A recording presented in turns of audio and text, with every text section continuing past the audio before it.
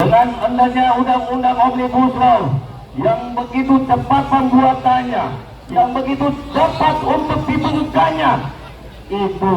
Pada hari ini, Partai Buruh dan KSPI, KSPSI Andigani dan KPBI mengadakan aksi sekaligus bersamaan dengan sidang lanjutan dari Mahkamah Konstitusi.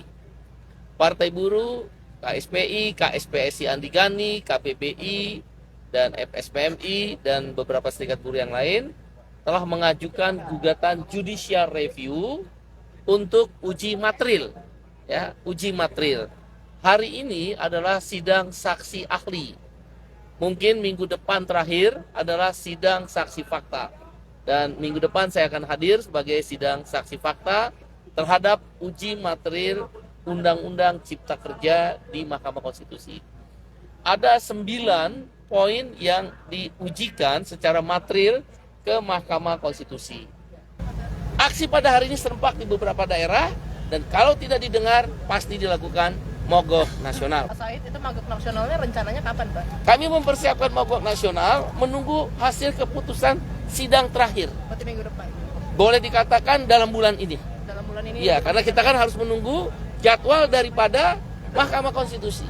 Mogok nasional itu hari kah, Pak Said, atau kayak? Kita akan persiapkan prinsipnya minimal 1 hari stop produksi. Jadi nggak seperti sekarang demonstrasi besar, nggak ada pengaruh.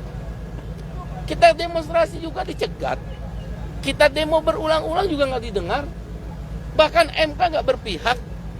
Yang paling penting itu dan dilindungi oleh konstitusi, melumpuhkan ekonomi. Dan melumpuhkan ekonomi itu adalah mogok.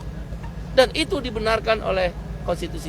Pak Said, untuk mogok nasional itu diperkirakan berapa buruh yang akan bergabung? Ya, kalau melihat jumlah anggota KSPI 2,2 juta. Kalau ikut Andigani bisa lebih dari 3-4 juta orang.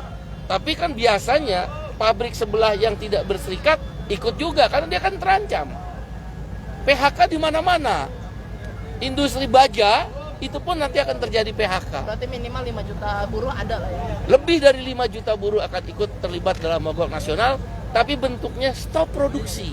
Jadi dia tidak produksi, keluar dari pabrik, di depan pabrik berdiri, beberapa kelompok menuju ke tempat sentra-sentra pemerintahan, dan berapa lamanya kita akan perhitungkan seberapa pemerintah mau mendengar aspirasi dan Mahkamah Konstitusi mau mendengar aspirasi cabut Undang-Undang Cipta Kerja Omnibus Law, khususnya setidak-tidaknya adalah tentang klaster ketenaga kerjaan. Bang, Demikian. apakah aksi ini sekaligus sebagai bentuk jika nantinya MK menolak judicial review dari Partai Buruh? MK akan memutuskan dalam beberapa keputusan sebelumnya, itu kan mereka menyatakan outsourcing perbudakan. Nah ini mungkin dikabulkan materi outsourcing, dicabut.